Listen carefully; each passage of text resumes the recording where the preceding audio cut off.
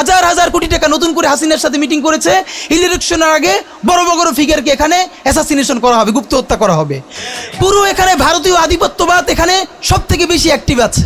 এখানে আওয়ামী লীগের হাজার হাজার কোটি টাকা, তার সচিবরা, তার পুলিশরা, তার পান্ডারা সব রয়ে গেছে। আর্মির মধ্যে একটা বড় অংশ রয়ে গেছে, কোনো সংস্কার করা হয় নাই। তারা বারবার স্যাবোটেজ করবার চেষ্টা করছে, এই রাষ্ট্রকে, এই সরকারকে ফেল করানোর চেষ্টা করছে।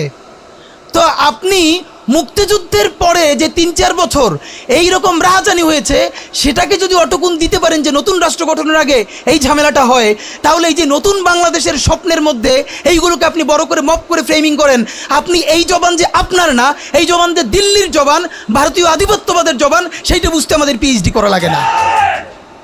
সুতরাং জুলাই সনদের সাথে নির্বাচনের ক্ষেত্রে শুধু আমাদের 2 মিনিট কথা। নির্বাচন হতে হবে। আমি একটু ভদ্রতার সাথে এবং শ্রদ্ধার সাথে বিনয় আমি জানাচ্ছি যে ভাইরা যেটা বলেছেন সকল দল মিলে আগামী 20 বছর নির্বাচন না হোক, না, এটা আমরা চাই না। আমরা নির্বাচন চাই। মানুষ গত 16 বছরে ভোট দিতে পারে নাই। মানুষ আনন্দ নিয়া শীতের সকালে বাচ্চা কাচ্চাকে কুয়াশার মধ্যে লাইন দিয়ে দাঁড়াই থাকবে, ভোট দিবে। আমরা সেই বাংলাদেশ দেখতে চাই। আমরা নির্বাচন চাই, নির্বাচন হতেই হবে। এই নির্বাচনকে বানচাল করবার জন্য দিল্লি থেকে শুরু করে আওয়ামী লীগ হাজার হাজার কোটি টাকা নতুন করে এখানে বিনিয়োগ করছে। নির্বাচন লাগবে। তবে আমাদের প্রশ্ন হলো, সেই নির্বাচনের ম্যান্ডেট হবে কি? এখানেই আমাদের কথা। কোনো ধরনের আপোষ ছাড়াই নতুন নির্বাচন হইতে হবে জুলাই সনদের ভিত্তিতে। এইটাই আমাদের কথা। জুলাই সনদের ভিত্তিতেই নির্বাচন হতে হবে এবং জুলাই সনদের বৈধতা নির্বাচনের আগেই দিয়ে সেইটার ভিত্তিতে নতুন নির্বাচন হবে, যেই নির্বাচনের ম্যান্ডেট থাকবে নতুন সংসদে নতুন বাংলাদেশের জন্য আমাদের রাজনৈতিক দলগুলো মিলে নতুন সংসদের নতুন সংবিধান উপহার দিবে। যেই সংবিধান 72-এর বাকশালী সংবিধান, ফ্যাসিবাদী সংবিধান, যেই সংবিধানের কোনো ম্যান্ডেট ছিল না বাংলাদেশ রাষ্ট্রের সংবিধান করবার, কারণ তারা পাকিস্তান রাষ্ট্রের মধ্যে শপথ নিয়ে পাকিস্তান রাষ্ট্রের জন্য সংবিধান প্রণয়নের কথা বলেছিলেন, কিন্তু বাংলাদেশ রাষ্ট্রের কোনো ম্যান্ডেট তাদের কাছে ছিল না। তারপরে তারা সংবিধান রচনা করেছেন, এরপরেও তারা একটা সেই সংবিধানকে লেজিটিমেট করবার জন্য একটা গণভোট দেন নাই। এরপরে যারা 73-এর একটা ভোট চোরের নির্বাচন দিয়েছে, সেই 73-এর নির্বাচনের ভোটের ইশতেহারের মধ্যেও তারা এই সংবিধানকে তারা লেজিটিমেসি দেন নাই, ইশতেহারে রাখেন নাই। সেই সংবিধানকে যুগের পরে যুগ আমরা বয়ে বেড়াবো, সেই দায়বদ্ধতা তো আমাদের নাই। এবং সেই সংবিধান কেমন ফ্যাসিস্ট সংবিধান করা হয়েছে, যেইটার সাংবিধানিক ভিত্তি দিয়েই আপনি একটা কথা বলতে পারবেন। এই যে সবাই বলে আইনের কথা, বলেন তো পারলে একটা কথা, হাসিনা কোনটা বেআইনি কাজ করছে? না, হাসিনা একটাও বেআইনি কাজ করে নাই। সে সমস্ত হত্যা, গুম, খুন এই সংবিধানের আইনের ভিত্তিতেই করছে। সে এই সংবিধানকে ডাস্টবিন বানিয়ে তত্ত্বাবধায়ক সরকার বাতিল করেছে, যা ইচ্ছে করে তাই করেছে। এবার তো সে তো বেআইনি কিছু করে নাই, কথা তো সত্য। আমার বিএনপির ভাইদের প্রতি শুধু একটা আফসোস লাগে, কারো কারো দেখি 72-এর সংবিধানের প্রতি তাদের কি গভীর প্রেম। যেই সংবিধানের মধ্য দিয়ে বাকশাল এসেছে, যেই সংবিধান গণতন্ত্র হত্যা করেছে। আজকে বিএনপির ভাইদেরকে একটা কথা বলি, আপনারা হয়তো অনেকে জানেনও না। পৃথিবীতে দ্বিতীয় ইতিহাস আছে কিনা মান্না ভাই জানলে বলবেন, আমি ভাইয়ের কাছ থেকে শুনতে চাইব। জিয়াউর রহমান তো একজন সামরিক শাসক ছিলেন। একজন সামরিক শাসক সামরিক ফরমান জারি করে দেশে গণতন্ত্র ফিরেইছে, পৃথিবীতে এই নজির নাই যেটা জিয়াউর রহমান করছেন। আপনারা কি জানেন? এই যে জিয়াউর রহমান গণতন্ত্র ফিরাইলেন, যার মাধ্যমে আওয়ামী লীগও রাজনীতি করার সুযোগ পাইল বাকশালের পর, সেটা কিসের মধ্য দিয়ে? তখন তো সংসদ নাই, সংবিধান তো সংশোধনও করা যাইতেছিল না। কিসের মধ্য দিয়ে? জিয়াউর রহমানের সামরিক ফরমানের মধ্য দিয়ে।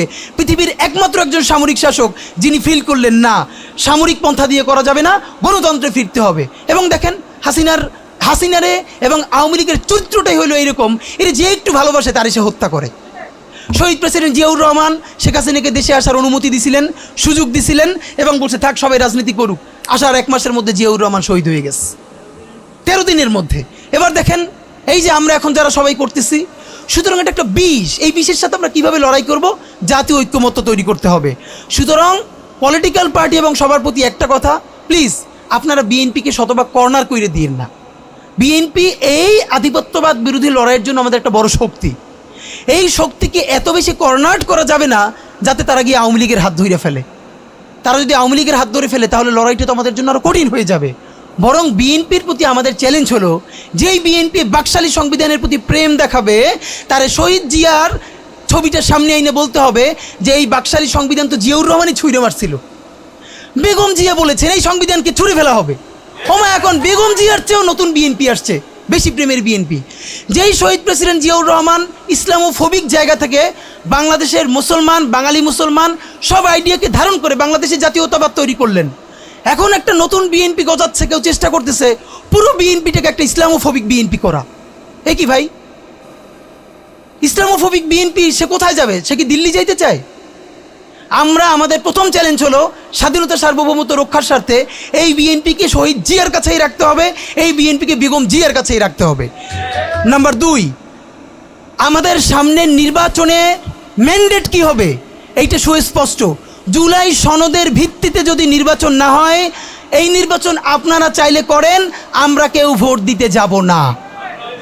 নাম্বার 3, সেই নির্বাচনের পরে সংসদের ম্যান্ডেট কি হবে?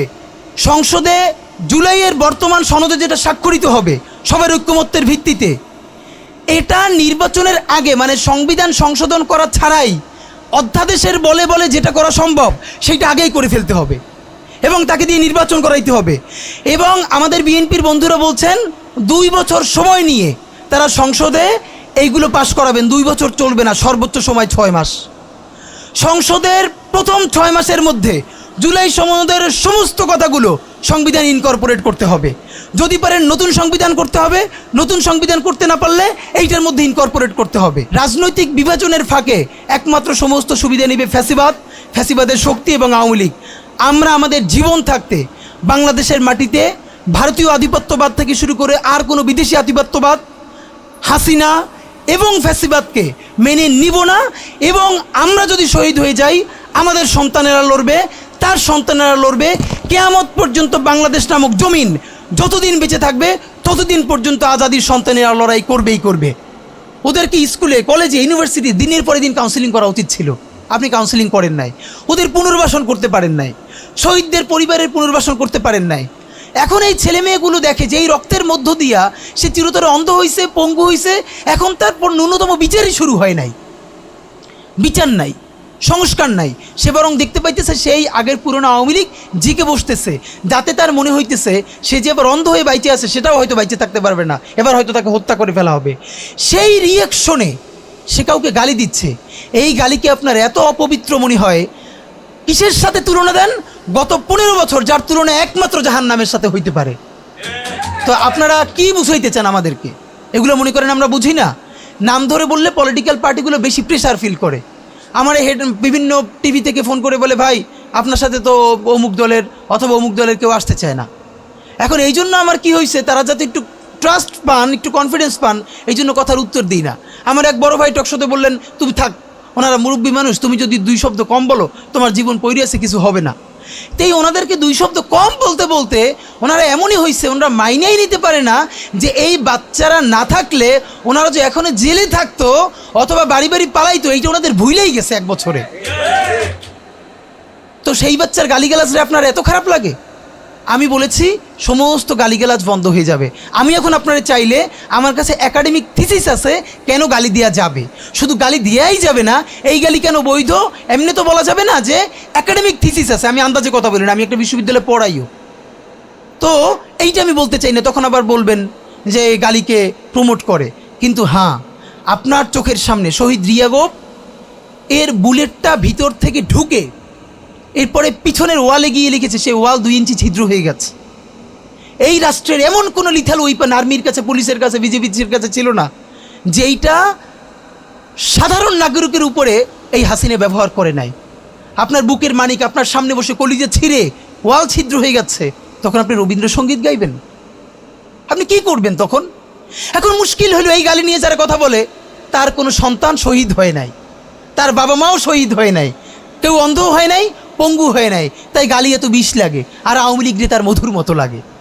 তো এখন আমি সর্বশেষ যে কথাটা বলতে চাই, আপনারা একটা মিডিয়ার ভাইয়েরা কাইন্ডলি চেষ্টা করে দেখেন, এই যে গৃহযুদ্ধটা হওয়ার কথা ছিল, হইল না, তো অশান্তি তো কিছু থাকবেই, আমরা তো রাষ্ট্র গঠন করব।